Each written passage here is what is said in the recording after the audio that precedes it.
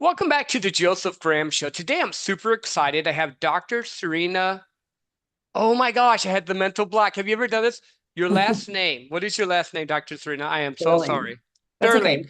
I can't believe I did that. I can because I do this all the time and then I get that mental craziness.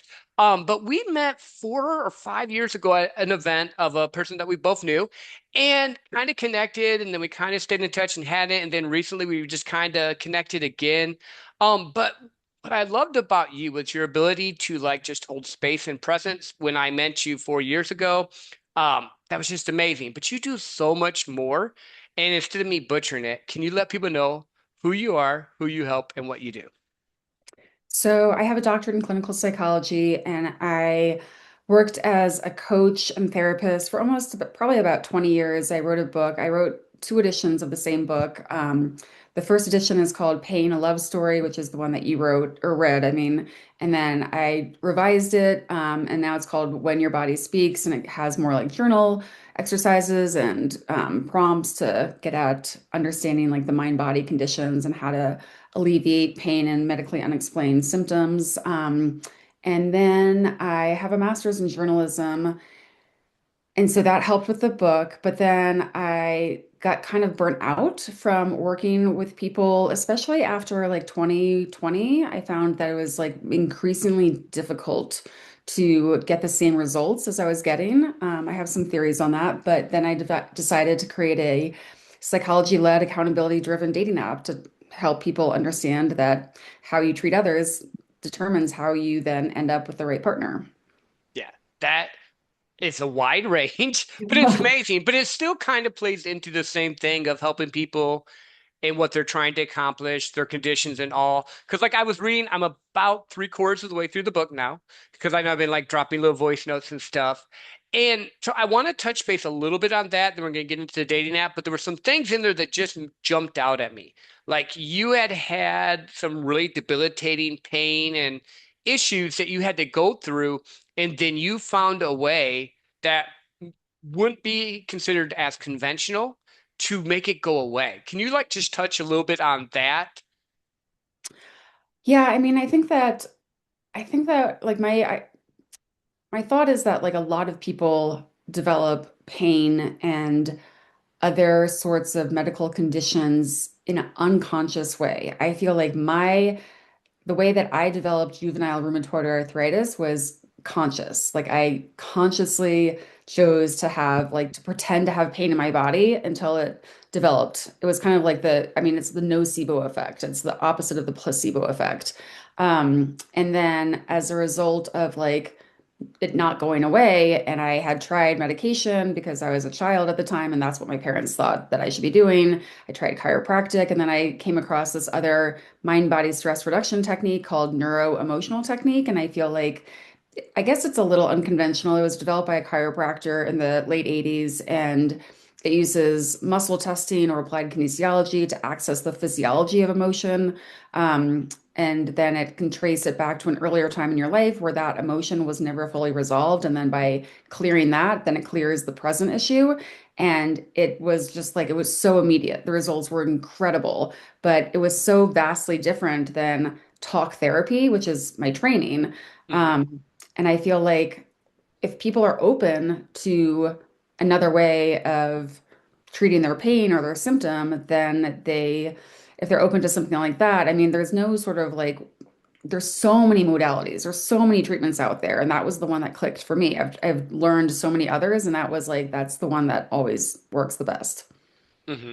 Well, but it's just interesting because when I was reading the book and I'm just thinking about this part, a lot of people go through trauma or have issues, and if you don't process that trauma or issues, and I'm putting this in my basic understanding, not the higher level way, it can go into your body, maybe like cause you to have back pain or cause you to have migraines or cause you to do different things. Is that kind of like the law of attraction in reverse? Um, Or the law of not as fun attraction, maybe? I think that the law of attraction is, well, um, I don't know. I feel like it's a simplified version of understanding. Like, I feel like I've had people that have worked with me like as a coach and they've been like, oh, well, that's the law of attraction. I'd be like, the way that they tell me that's the law of attraction, I feel like it's almost like blaming the client. And it feels like, Mm, oh, like you're responsible for this, which is true. Like you're responsible for your own emotions and how you regulate your own system. But I feel like um the premise that I was going off of is kind of like if you go through something traumatic like 9/11 for example and you don't process any of your emotions, those don't just go away. Like they no. will come up in like emotional stuff or physical stuff, and for me it was always like it went to my body like more so than like depression or anxiety. Got you. Yeah, it was just interesting reading that in the book. But now you've gone from dealing with that to dealing with more of a, I would say, mental emotional roller coaster with people and relationships. And you were mentioned that well, first you got burnout, which let's talk about that first before we go into the dating app, because I like following this story. I think a lot of coaches, a lot of business owners, they have a great idea, they do stuff, but then they face this burnout. How did you shift and get through it? Because now you're onto a new project and doing something, but you were like burnout with dealing with people. Like, and people can be a pain. I get that. I'm an introvert. No one believes me, but you seen that in action when I was there. We would be talking and we got to the end of the night and some people were still talking, like, I gotta go. I'm done. Yeah, I'm definitely an introvert. I need a lot of time to myself. And then like being around people exhausts me and I have to like take a nap or something. Like people don't, the opposite is like the extrovert that just like needs to be around a lot of people in order to like function well. I guess like I think that like at the same time that I was getting burnt out, I was like, I had left Portland, Oregon for like the fifth and final time. And I was searching for like the next place that I wanted to live. And like constant moving, I think contributed to the burnout. But I also just found like the clients that were finding me and I was helping, normally like my what were they called? Like my packages, my treatment plans were like 3 to 6 months long. That was Hmm. it. Like most therapists work with people for years. Yeah. And the modalities I used were so incredible at getting to the root of the issue that they didn't need to be seen for longer unless they wanted to have like maintenance or something. But I found that after like 2020, people didn't I don't want to offend anyone, but honestly, like people did not want to get better. They Hmm. just they wanted to justify having their condition so that they didn't have to like I mean, it's secondary, what is it called? A secondary I can't remember the name of it, but it's kind of like you get attention or Hmm. you get things for having a certain condition in your body. And if they were to like get rid of that, then who are they? There was a woman I worked with very, very short amount of time, but she had 2 decades of insomnia. And Ooh. then in the first session, she got better. And I was like, oh, she's definitely gonna want to like be a client. And then she had some sort of rare, like she was gonna go to the ER and I like helped her with that and was like, okay, like some people just want to hold on to their Hmm. conditions because that's part of their identity now. Yeah. And that became really dissatisfying. And that's what I think contributed to burnout. And I had been working with people for a long time, and I just kind of was like, I think there's something else I want to do, and I just don't know what it is. And it was kind of the same thing I had when I was in New York City, where I was like, okay, I journalism is fine, but there's something else I want to do. And then that led me to psychology. Hmm. When I think high achievers, because you're definitely a high achiever, you fall into this category. We always have that new thing we need to do. And I think sometimes we have to be willing to let go of the thing that we were doing because too many times we get caught up in, well, this is how, like people see me as a sales coach. In reality, I don't care about sales. I can teach sales all day long. I care about helping you wake up to a life you love living. It's a little shift, but for me to actually be willing to sales coach anyone now, I have to know what their dreams and plans are because I'm not just going to help you make money because you can go online and do that. Like, I think it's just you have to find out what works for you. But then you shifted from one chaos pot to one of the biggest chaos pots there is. I'm just thinking because relationships are messy, relationships involve people. The dating scene, I did tell my wife this, and we're going to be married 25 years this summer. I'm like, if you ever want to be done with me, just take me out. I don't want to start over. It's our inside joke. She's not. She knows she has it. We're good. But I'm just like, I don't want to deal like with. the dating world now. So I know you said you like kind of found that, and what did you develop from that? Because I know how you think a little bit, but I'm just understanding this dating app and how that works. I mean, congratulations. That's a milestone. And I mean, when I was trying to figure out what else to do, I considered all these things and I was like, oh, but that would still be working with people. Like, like I considered like a sleep camp for people who have like bad sleep hygiene. And then I'd be like, no, these people would be like, upset if they didn't like learn anything in a week, Hmm. or I was like, well, I could be like an animal communicator. And I was like, well, but like I'm working with the animals, but like I'm going through like the people. I can't Yeah. extract the people. What would I do? I just probably have to learn, go into computers or something if I didn't want to work with Hmm. people. So, but this is more of like one to many versus like the one to one work. And Right. so I had been on and off the dating apps for years. And as the years progressed, like I was like, wow, it's the design. It's the way that these apps have been designed does not allow for people who are intentional to stay intentional because there's Hmm. constantly like someone else in this like carousel of people and they're not options. Like people think there's so many options, but you don't know these people. They're No. all strangers. Hmm. And people were just like, instead of instead of like it may sting a little bit to be like, hey, I'm gonna step back, I'm not interested. People just keep people in limbo the whole Yeah. time, or they like breadcrumb, or they're not even single. And I'm just like, I'm floored. I'm like in a bad way. Like I'm shocked that like people treat each other so badly and expect to have a good partner show up. So I Hmm. was like, you know what? Like, I have a lot of ideas for this. I may have bit off more than I can chew, but I feel it's so creative and it's so kind of like using my psychology because when I was considering a dating app, I was like you said, like I feel like, oh well, I just spent like 6 years doing a doctoral degree and then like another 2 years doing a postdoc, and I spent all this time and money, and now I'm just gonna give it like throw it away. But I'm still using a lot of the Hmm. psychology. It's all behaviorally led ideas in the dating app. Yeah. But here's the thing, you're not throwing away the knowledge and all you have, you're just reapplying it. And I think I don't know. Like, I think a lot of people go to school for something, and then as they grow and develop, they become someone else. And it changes who they are and what they want to do. And I think people just need to not be afraid of the risk. You obviously aren't afraid of the risk. You've done a bunch of different things. You pivoted, you moved across, you lived overseas, you moved across. Like, you've done the risk thing. That doesn't bug you.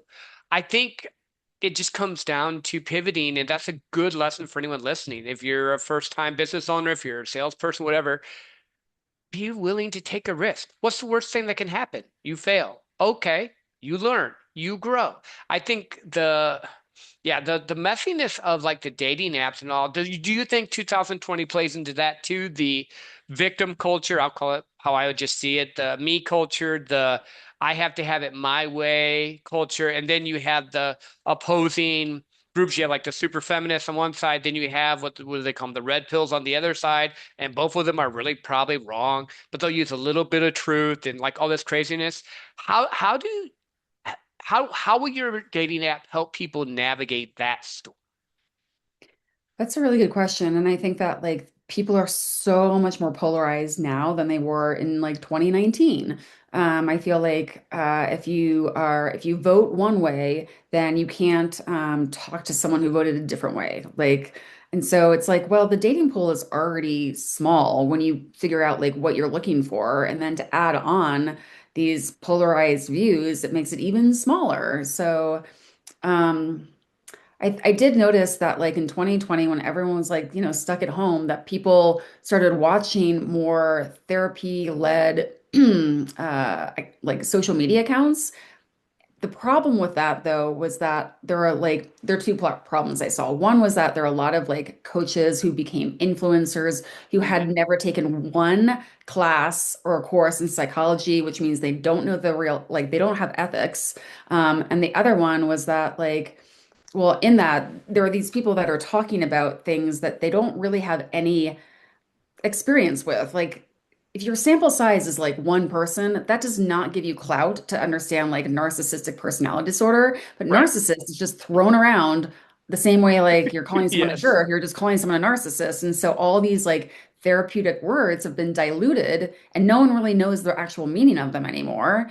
And on top of that, then all these people, all these like people are watching the coaches or the therapists and now they think that they like are the expert in like Hmm. attachment theory, for example. And so like I saw someone the other day, like I stay on these apps to like get ideas and I was like, wow, this person is really pissing me off. I was like, is he a therapist? Go back up to see his like profession. Nope. He thinks he is an expert on attachment theory. He probably thinks he has secure attachment and he said something like my my non-negotiable is knowing your attachment style. Some attachment styles are not right for each other. And I was like, wow. Like he's just deciding like but there are so many nuances. If you actually Hmm. get into it and actually like work with people clinically, there's like, it's not just black or white. And so I feel like that's a really big problem these days.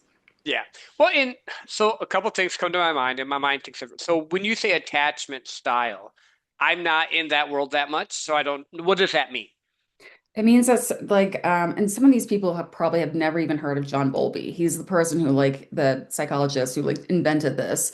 It's watching how people attach, like from early upbringing, you attach to your caregiver in different ways. Like you're secure, you're avoidant, you're anxious avoidant, you're fearful, dismissive, like all these ways of Okay. like, so, and that plays then into how you attach to your partner. Like when something doesn't go your way, like you react in a certain way. That could be like you shut down, you need space, you are like clingy, or you're just like, I'm fine, like I have this resiliency, I'm totally fine. And so it's an interesting way to like, and some people now specialize in this, and yet they just have like just watched a few social media accounts. They don't actually have any like real Hmm. understanding of how it's so different. Like maybe you could be avoidant in one situation, but then you become anxious in a different one. Yeah. Well, and I think that's just like the life coach or the person that got the certification or they had 1 month where they had a $10,000 client. Now they're going to teach you, but they've only did 1 month. They haven't consistently over time like hit 10K, 10K, 100K, 100K, whatever. Like I think that's the same thing. Everyone wants to almost pretend they understand something because they don't want to look dumb. And in reality, the biggest growth comes when you ask the questions you don't know. Because I brought you in because there's a lot of stuff I don't know. I'm not going to be like telling you how clinical studies go or how the emotional mind goes. Like I know I have certain tendencies. Like people a lot of times feel that like I'm pretty empathetic and all, but I know that's because of my childhood, and I know that's because of stuff I dealt with when I was younger. And part of it's a protection thing that I think a lot of people try to say, oh, this is my superpower. Well, yeah, you're really good at reading people because you probably had a shitty childhood and you didn't know how to react. You had to take care of yourself. That's not like always a superpower. Now, yes, you can use certain things to your advantage, but I don't know. That's just my thoughts on that and all the different craziness right now. Yeah, no, I agree with that as well. And I feel like even though I have a doctorate in psychology, I have all this like years of training and experience, like I'm not going to call myself an expert. There's so much I don't know. And yet it's like the people that like have had a tiny amount of like either training or they've like read a few books and they're calling themselves experts. And it's like frustrating, but it's also kind of like you can kind of weed through the people who really know what they're talking about because you can see it's like a intellectual humility. Like there's a lot I don't know. I'm still learning. Hmm. Well, I think again in this day and age, everyone's trying to get the deal, get the sale, push their brand, push what they're doing, but it's too much click funnels one funnel away type of crap instead of building a relationship, learning your client, helping them solve problems, and fixing what they need. That's how I've made a ton of money in sales and working with multi-million-dollar companies because I just fixed their problem. I don't go and say, oh, buy my deal today. I'm gonna just get you to hook in. Like that's not how it works once you get into real business. But I think people just see the funnel people or in the relationship space or even in the victim. I'm gonna just call it the victim space, where it's like, well, I grew up on the wrong side of the track, so I can never be anything. No, you can become whatever you need to be. You just have to do it. What have you found with, cause, and I want to stick with the dating apps because I know that's your new thing here. So what makes yours different or better? How does it help them find a partner that would match them? Does it like take like their, I know all of them take their interest, and like I like history, I like sports, whatever, but how does yours differentiate and kind of mend it? Mine is all based on integrity, and the app is not the one that is going to decide like whether you have integrity or not, because how would you know that? How would an app decide that? It's based on like the feedback that you get from each other, from like the matches you interact with. They're going to rate you, and they're going to rate you on like whether you're, making them feel comfortable, or like they seem to be considerate, or like they appreciate like your boundaries and things like that. And it's all based on like your behavior and how you treat each other.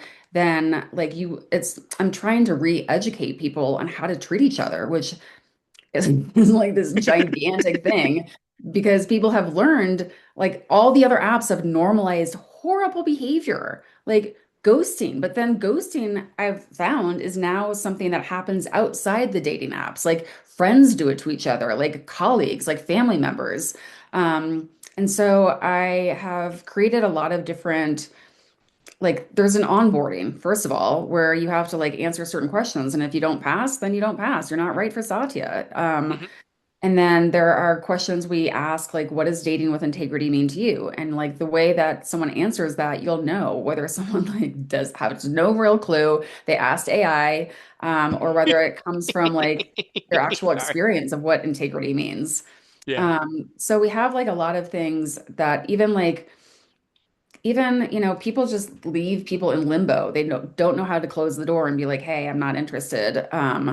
And so we give them scripts. We also have like a video of from like 5 licensed therapists, all doing short form videos, 2 to 4 minutes long, of how to get off the app, how to have a Hmm. good profile, how to like understand whether like the person's the right fit. And so it's all based on psychology and behavior, and you can't think that like you deserve someone who doesn't ghost you when you ghost every match you have.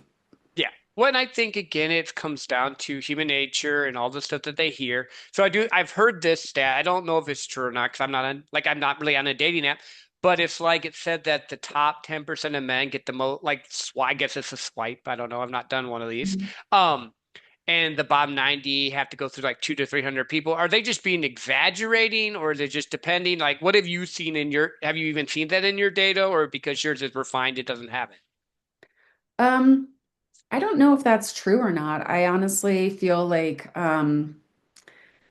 I met a girl, she did some photos for me for this like article last week, and she said that she had been married, she's young, she got on Facebook dating, and she was just really intentional. And then she found someone, she's been in this 2-year relationship, and he was really intentional. And they just like, I feel like there are there are also a lot of bots on there. I've never seen more attractive, like model looking guys than on a dating app, and they're all fake. Hmm. And so I also don't really believe that there's an algorithm where you can be like, oh yeah, I like this person, and then it like learns who you like. I think that's bullshit, honestly. Like, Yeah. or like, oh, like you both like history, you both like skiing. Like, I don't really think it pairs you that way. Like, and it like one of them says like, have you met so and so off the app? And I'd be like, how would it know? I could say yes or no. Like, how would it know that I've Yeah. met anyone? So I think that there could be like a percentage where like the most attractive people have better odds, but I also think that like sometimes the most attractive people don't have the personality to go with it. Hmm. Well, I think it comes down to a couple of things, just from my own perspective. Your confidence level, who you're around, are you comfortable with interacting and talking with people? And are you the right fit? But I think human nature, yes, the pretty people are going to get swiped first. That's just human nature. Everyone's attracted that way. Men, we're going to swipe what they think is pretty. Girls, we're going to swipe what they think is handsome, however they want to put it. Um, but I think, I don't know, like, have we gotten to the point now, and I think we have, where we have to use dating apps? What happened to just going up to someone in a bar or a restaurant or a bookstore? I joke with my single friends. I'm like, go into Target. There's 10 women to one of you. You should be able to find someone, just go say hello. But I think we want to, and I'm not against people using data apps, you know what I'm saying? But I think we want to Maybe they think they're just not going to get rejected, so it works easier to go on a dating app. I don't know. I'm just throwing out ideas in my head. And you're the expert in this, and I have no clue. You could be like, Joe, you're completely wrong. What are you talking about? And I'm okay with that. Well, so 25 years ago was what, 2001 is when you met your wife? Yeah, I actually met her in 1998. We were best friends for a couple years, and then it shifted. Oh, that's Yeah. sweet. So I think, but here's the thing I always tell people, and she would say this too. My wife is not the same woman I met 25 years ago. She's probably had six different variations. I've had six different variations. It's choosing to love the person you're with and how they change, and does that still make sense for you? And I know a lot of friends that have not stayed together. That's fine. Like it just depends on the person. Um, I'm just like, she's my best friend. I don't want to deal with anyone else, and it works for me. But definitely, she met me. I was a poor, broke kid that just like was working in a factory and somehow got her to catch her eye, and now she goes to Hawaii with me almost every year. So like Oh. she's earned. How do I put this? A lot of times, because I think this is a guy issue, and you can tell me if I'm wrong. For a woman, the hardest time is when their man is just coming up, building and growing. He doesn't have money, he doesn't have stuff. Men's hardest time was when they finally arrived, not because you see a lot of times men will like get a new model, and I'm just saying it in a really tongue-in-cheek way, or they'll get a different girl now because they have money and stuff. But my thought was always this: if you were with me to begin with, then you really love me. You're not trying to come and marry me because I have shit, you know? But that's just my thought. I know I went on a rabbit trail there. I think, yeah, no, I think that that would be true. Like the person who sees you while you're building, like before you've arrived, then that's the person who's like totally there for you no matter what. Like because you could all lose it all the next day. That person's not going to leave you for that reason.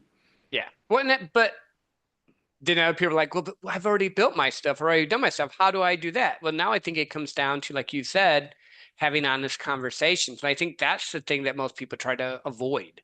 Like we always put our best face on, then once you're married or whatever, they drop the guard. I've always had the idea of you should just be you. And if they like you, great. If not, why would you do that? Again, I am an oddball. I know this. I don't think like normal people do in a lot of regards, but I'll talk to multimillionaires and I don't care. I'll talk to them like we're talking now. I don't change who I am for someone else. Um, I don't know. You just got my mind thinking and went on that little rabbit trail with this. So with your dating app and everything, how can people even find it? Is it up and running? Is it in beta stages? Where are you at with that? So it launched in April of 2025 in San Francisco. And the first app development company created an app that was not functional. And they charged me an arm and a leg. And I am now going through arbitration with them because I pushed back on their last invoice and I sent it to my lawyers and they were like, send us all the invoices. And they were like, the app isn't functioning. Like, and they kept gaslighting me when I was like, this app is like for people who want something like intentional and long lasting. And now like the basic profile only has like three photos and like a name and a location. Like, and they would be like, Serena, you can't decide who's your perfect profile, your perfect user. And I'd be like, but you're letting in married people. Like, that's not. And Yeah.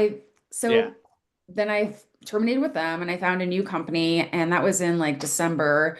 And then though that company, were like, we can like patch a lot of these holes, but we're gonna have to like redo this. And so Hmm. we've been like redesigning and rebuilding this app since like February. And so it will probably launch in late June or early July. We'll reopen to the people in the Bay Area as well Hmm. as like we're launching again in Boston because it's for people who are like sophisticated and there's like a lot of educational institutions there. And the app is really for people who like want a real relationship. They want to get off the apps. Like people on these other apps are on there for like months and years, and that's what these companies want you to be on because then they make more money. But like, I don't think I'm going to run out of singles. Like, I think that like, I really want people to like have a great shot at like meeting someone substantial and being off these apps forever. Do you know that's a pattern for you? So when you were doing the psychology work and helping people heal their bodies, 3 to 6 months, everyone else was doing years. Now you have a new problem that you're solving. They're all trying to keep them on year after year after year to make money. You're like, I just want to solve your problem and help you so you can have a good relationship. That's a distinction that most people miss, but that's a distinction that will make you successful because you have the ability to help people without holding them captive. And it's I actually love it. It's anti hustle culture, business culture ideas because they're like, get a client, keep the client forever. Get a client, keep the client forever. But in reality, if you're a dating app and you actually have results where you can say, hey, Jim and Sue got married, Pete and Pete got married, Tim and Sally got married, whoever, I'm just throwing random names out, and they're still together, people are like, wait a minute, how did this app work compared to Dr. Phil's app? Or I don't know if he has one, I just made that up. Someone else's app. I didn't want to just name one out and have them yell at me for some reason. Um, so how so your app is focused more on, I would say, people that that have graduated college, maybe have master's degrees, PhDs, that are looking for a long-term relationship with someone else on that level. Is I that mean, I kind of how don't, it's set up? I'm not, and that, when I say level, don't take this wrong. I'm mhm. not trying to say one level is better than the other, but it doesn't sound like a um, factory worker would be drawn to your app as much as, like, say, a doctor, a lawyer, or someone that's like maybe in higher education. I mean, I'm trying not to make it only for people who are like highly educated. I feel like, but the people who are like, they can read patterns, pattern recognition, and they're like, oh, I've seen this before. This person's lying to me. Hmm. Or like they're discerning and they are tired of being on these apps that like are like, just being like, oh, you have to pay to see who liked you. That's dumb. That's Hmm. so like inconsiderate. Like, Yeah, but it's or also have like, married people on there. Like, what the hell? Like, okay, is this a hookup app or is this an actual relationship app? because the other apps don't screen for it and they don't care. And like, if we get reports that someone is like actually lying about their relationship status, we take that seriously. And we have this area that I've called purgatory, where like all the badly behaving users go and they can only interact with other badly behaving users. Because if you don't like show up with honesty and respect, then you don't get access to the people who do and have integrity. So, like, no other app is doing that. Why would they do that? Because they want as many people as on that they can profit from. And you're right. Like, I hadn't thought about that, how I want people to get better faster. But I remember like there was a business coach that I worked with when I was like starting my practice, and he was a chiropractor, and I learned some things from him, like day one, reported findings the next day, that kind of thing. But then he was like, okay, after these people have gotten better, you want to put them on this like maintenance where they come in like once a week for basically ever. And I remember Hmm. trying to do that with one of my clients, and I felt so bad. I felt like I was cheating them or something. And so Hmm. I just have this like moral, like I just ethical kind of Hmm. like, if why would I try to keep you on this app forever when I really just want you to find someone and get off the app forever? Yeah. I think that's why we connect so well because I did it with my sales coaching. I don't do year-long programs. Normally 3 calls. I'm good. I got you. Maybe 1 call. And I don't care. Like, I'll do what you need and we're done. I'm not trying to make you keep coming and keep coming and keep coming because at the end of the day, if I solve your problem, you're going to refer people to me. If I just take your money, you're going to tell people about me in a bad way that's just not good. But I think there needs to be more coaches and people like us. I don't even know. I don't even like the term coach, to be honest with you. I don't even call myself a coach. I actually call myself a consultant at this point just because I just don't like the term coach. I don't have any like doctoral things. So I didn't do school there. I did it more in B2B sales and stuff, but I have like awards and crap. Um, but sales is a little bit of a different it's a different beast in this way. So I want your thoughts on this because you keep talking about integrity. Where did you get that from? Was that something that you inherited or developed along the way? I just want your thoughts on it, and then I'll tell you my thoughts. But I want to know what you think. That's a good question. Point it back at me. Um, yeah, I think it came from my dad. I think that like he had a lot of integrity, and he became an attorney, and he like went after the bad guys, and like he um he always like just kind of neat, like it was just ingrained in me growing up, like what is right and what is wrong. And there is like the feeling I have. It's a felt sense of like if I'm doing something that's shady, I feel like this shame and guilt, which is both of the worst toxic, like the worst emotions you can feel. And Hmm. so it's like, why would I go down this path where I'm like trying to jip people and get money out of them or something when that's not the best use. Like, I'm not going to feel good about it. Like, there is this book. So, as an English lit major in college, and like I used to read a lot, and I wish I could still read books, because the way adults our age read books is like Audible. But Oscar Wilde wrote this book called The Picture of Dorian Gray, where it was like he had this it was like he had this portrait created of him, and then he went out and did all these terrible things, and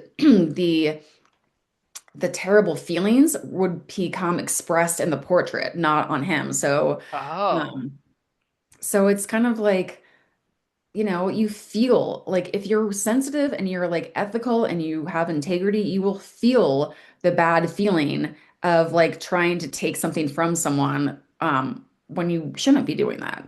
Hmm. No, I'm the same way. My dad very much put your word is your bond, old school in that regard. Like I'm 99% I got that from him. And I've been burned enough in life that I don't want to burden someone else. Not on purpose, not intentional. I know there's been times I've screwed stuff up and I'm sure people have felt burnt, but then I've owned it and I try and fix it. I was like, I I think that's something else that's super lacking online because there's so many people trying to get a buck instead of trying to bring impact.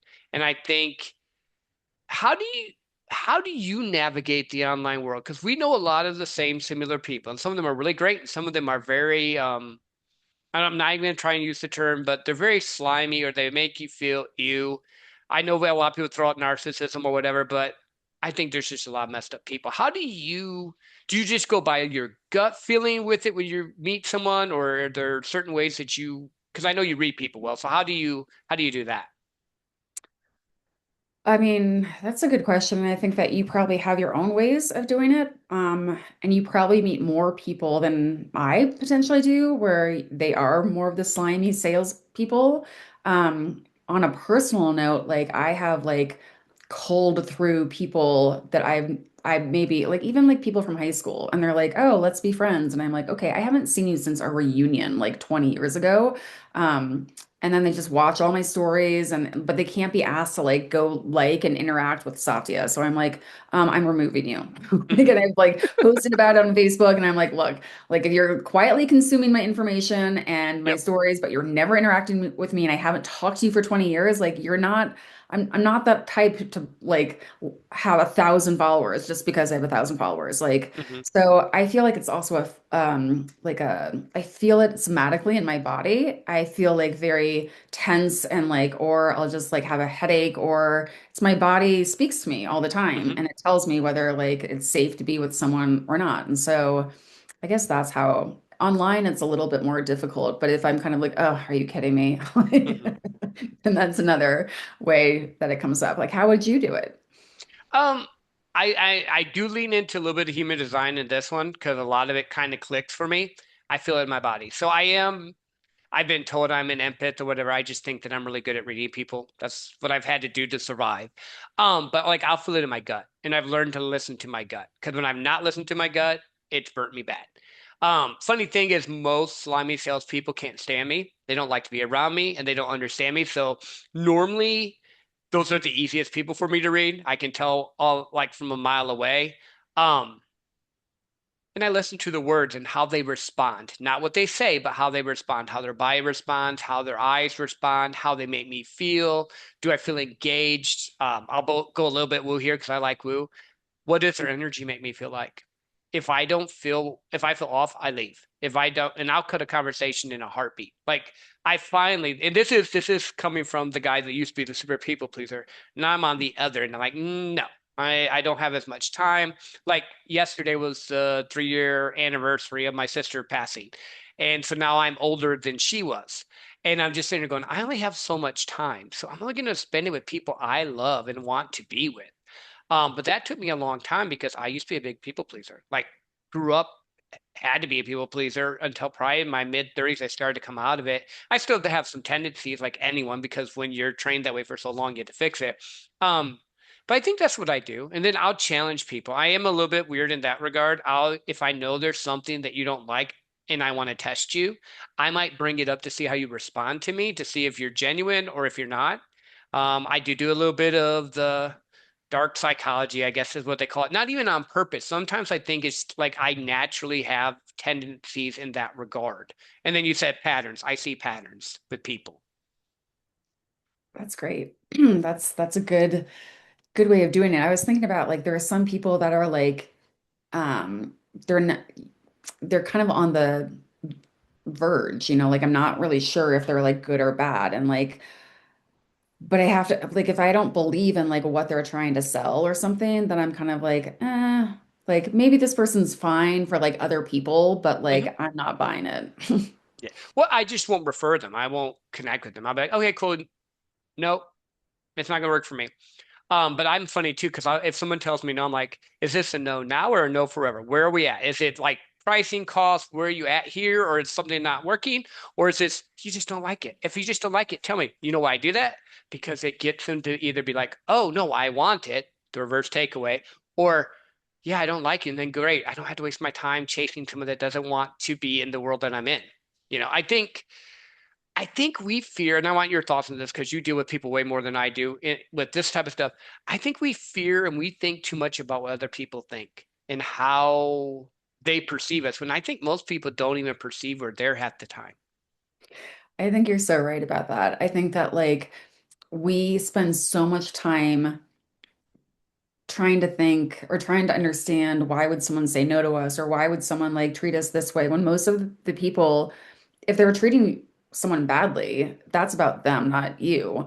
But they're also like people give other people like a tiny, tiny percentage of thought when we think they're thinking about us way more. Mhm. Well, but I think a lot of high achievers are overthinkers too, because we're always looking at all the different angles. And my wife will laugh at me at this time, but I'm like, I used to be able to do small talk. I suck at small talk now. If I'm not interested, I don't have time for it anymore. But when I was younger, and I like sports a little bit. I could talk sports. I could do this for a little bit. But now I'm like, if we're not talking deep, I'm gonna jet. Um, is that just more of the skill professionals, high achievers, and this is no negativity on people that aren't, but different people have different skill sets. Is that just something you found more in like your educated people that have this issue, or is it like just across the board, too many people overestimate what other people are doing? I think it's probably the latter. I think that there are some people that may not have the degrees and the education, but they're still like they're aware or they're open to like other ways of thinking and other like ideas that are maybe not mainstream. And so they are like, oh, like I remember someone telling me like they don't have thoughts going through their mind every day. And I'm kind of like, what do you mean? What is that like? Like, do you have You can like turn it off. it just doesn't, you don't have this like constant chatter? Like what do I just like what is that like then? It's blank? Like what? I don't have that option. I would phrase that. If I sit by a fire and I stare at it for about 10 to 15 minutes, I can get into a place of Zen where I can relax and regulate my nervous system and do that. I have modalities I can use, but like just to shut it off, no.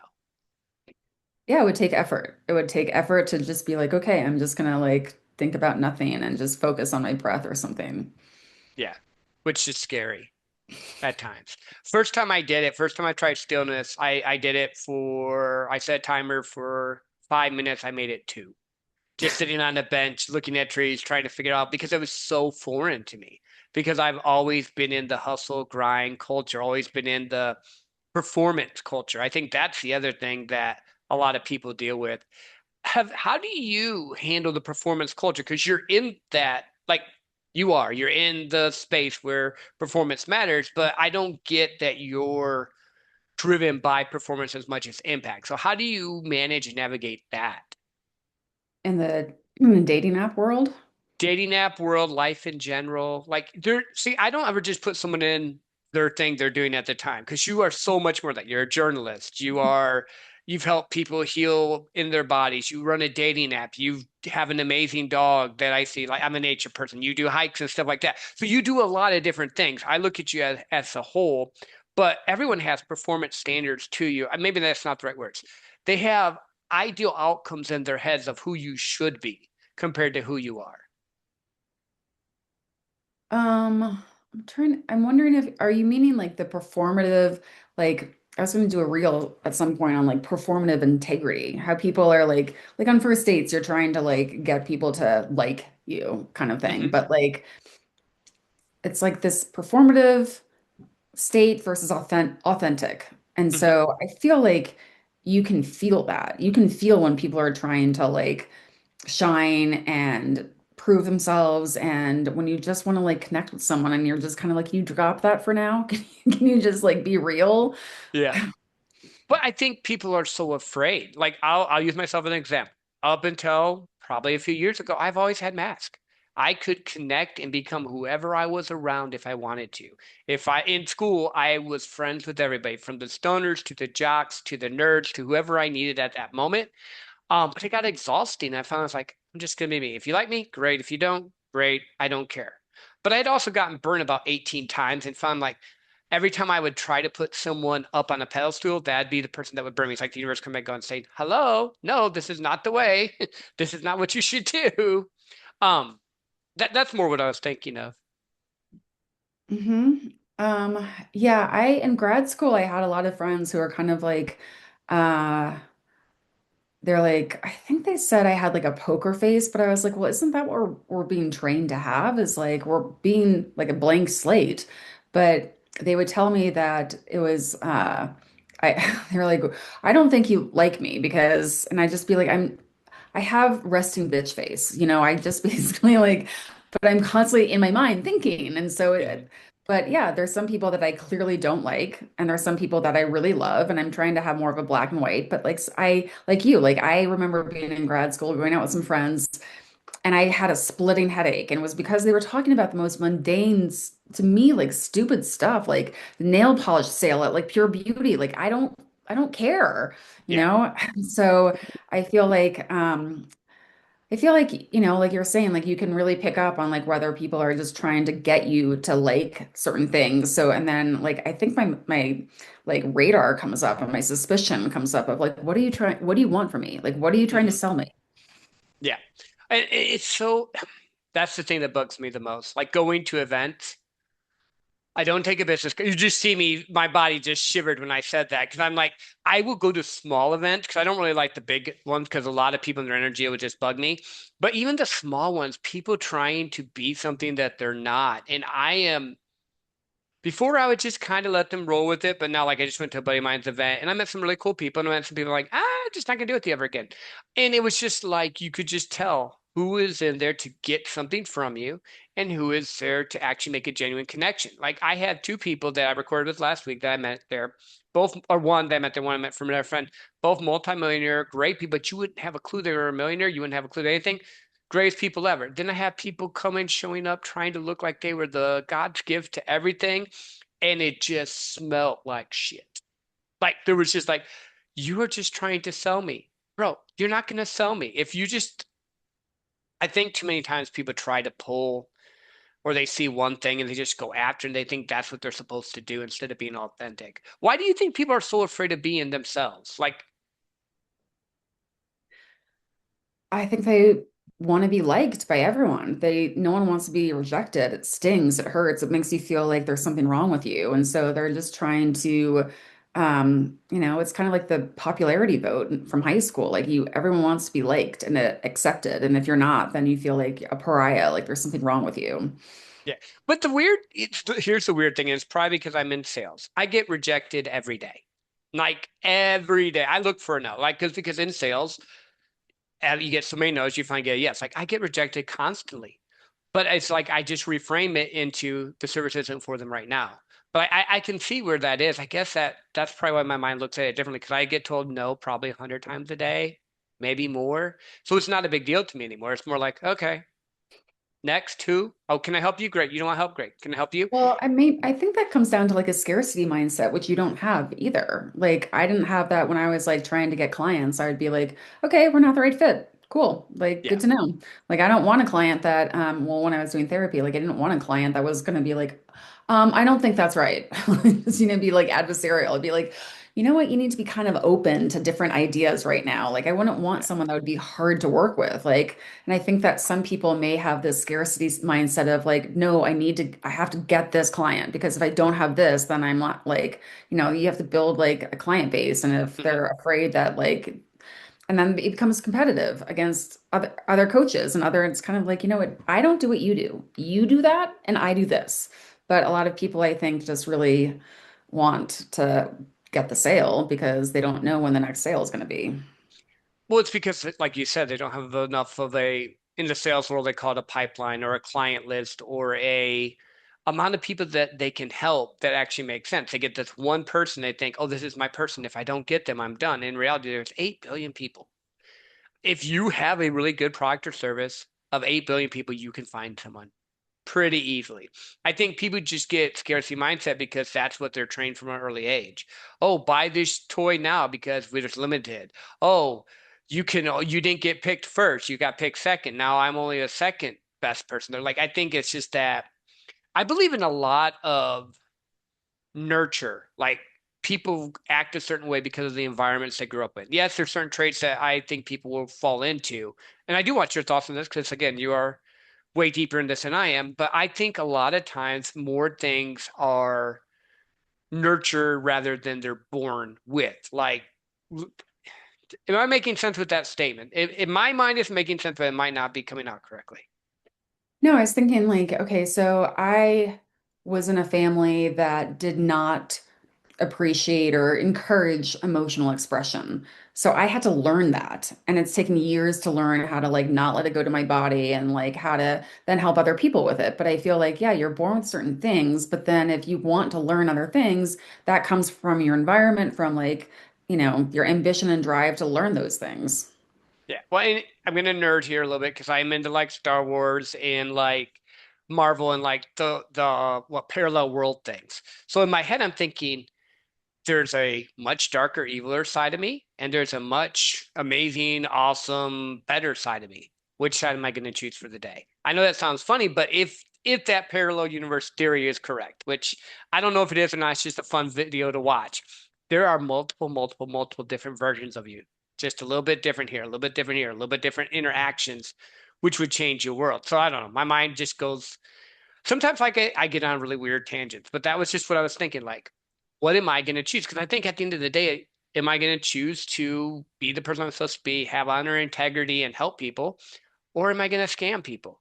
Because here's the thing that most people don't like to say, but they should be honest with themselves. As good of a salesman as I am, I can sell anyone I want. I can make people buy if I want to.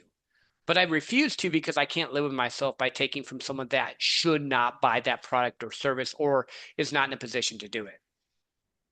Yeah, that's like what you were talking about before. And what I was saying also of like, our dads influenced us with like, we're ethical. We're like, we're not going to like scam people because then you have to live with that guilt yourself. And I can't live with that. Like some people are fine with it, it's a horrible feeling to live with. But it also comes back and gets them. Like there's a lot of coaches, you'll see them or teachers or gurus, whatever term you want to put in there, and they look really good for a little while, then all of a sudden they crash and burn. Or they have the same pattern where they get a group of people, they help them, they screw them. They get a different group of people, they have the reform, they help them, they screw them. And it's like this weird circular thing. I know we're not done, but where can people find you? I know we bounced around about a bunch of different things, but if you want to connect you on the dating app, maybe get your book from before, where can they find that? So the one that you're reading is no longer in print. I did that purposely though, because I have that new one, but it's called When Your Body Speaks, and you can find it on Amazon. I think it might be in Barnes and Noble as well. You can go and check out Satya Dating, Satya dating.com. Um, you could go to my website, but I don't see people for therapy or coaching anymore, but you can learn more about me there. I think that's it. Awesome. No, I love that. So We talked about a lot of different things. I know I bounced around. I warned you about that in the beginning because that's just how my mind works with it. Was there anything that we didn't touch base on or talk about that you wanted to bring up for our listeners or leave them with a parting thought? Either way. Um, I was thinking about something you said earlier about like what was it? It made me think of how like you made that connection of like, oh, like in my therapy practice, I worked with people for 3 to 6 months, like on Hmm. this dating app. I want people to like actually get off that app and find someone. Like I also like I don't want to be like one of these conglomerates that's just like wants as much money as possible. Like this app is not going to appeal to everyone, and I'm okay with that. Like it's for the right people, and if it does well and we profit from it, then like eventually I want people to do some sort of like, oh, partial proceeds go to like save the elephants, save the Hmm. hippopotami. Like it's not it's really I'm just trying to be as like I don't know, fair and ethical as possible because like we talked about, like if you're not like that, then I think it would eat away at people even if they don't necessarily feel it right away.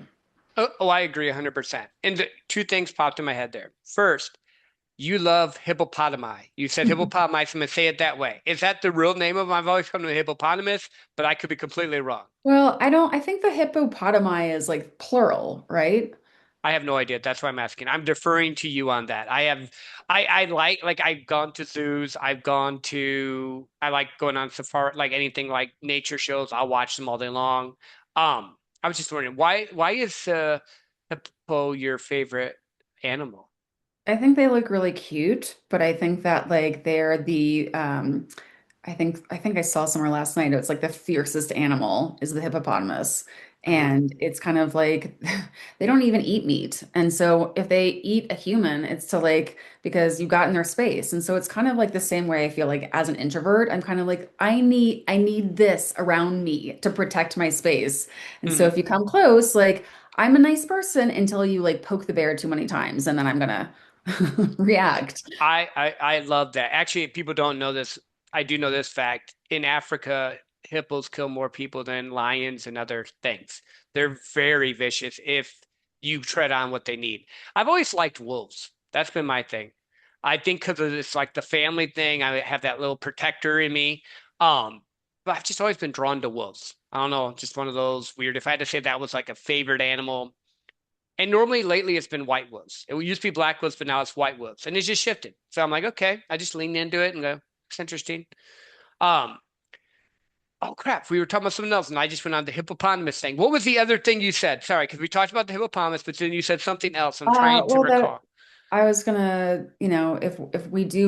if Satya does well, then I would, try to get people to do partial proceeds go to like helping animals Yeah, because they're my, they that's what need. it was. You said that you didn't have to, you weren't trying to make this into the next tech dating app that is making billions of dollars. You're wanting to get real results for real people, real relationships, which I love. I think life by design and all is figuring out what level you need to be at to be happy. You can be a multimillionaire. I have a bunch of friends that are. You can make 100,000 and still be happy. It just depends on what you want. I don't think it's a money thing as much as a can you do in your life what you want to do and live a life that you feel happy, connected, and good about? Hmm. Yeah, exactly. Like, and I think that that's a really good idea is like, if you're not happy with making $100,000, you're not going to be happy with $1 million either. No, it just enhances who you are. Like I know so many people that are super wealthy and they're the most kind, genuinest people I know. Then I know some that are assholes. It's the same thing. It's every level has them. I Hmm. think we just on TV, they'll push one or the other. Oh, this is because they're trying to drive an area. But in reality, you have great people at the top and bad people at the top, and you got bad people at the bottom, great people at the bottom, and in the middle. It just doesn't matter. Serena, thank you for being on here. Thank you for going with my method of madness today, which I know has bounced around a little bit more than maybe some other shows you've been on. For all you listening, especially right now in San Francisco and Boston, if you're looking for a true dating app where you actually can get authentic relationships, check out Dr. Serena's app. She's been legit. I've known her for over 5 years. I don't know how I would recommend anyone, but I know her as a person, and I know that she won't take advantage of you or screw you. And for those of you who are out here listening, you know other people that need to hear this episode. So please share it, like, and subscribe so more people can hear. And until next time, live a life you love living. There's no rules in it but the rules you give yourself. Have a great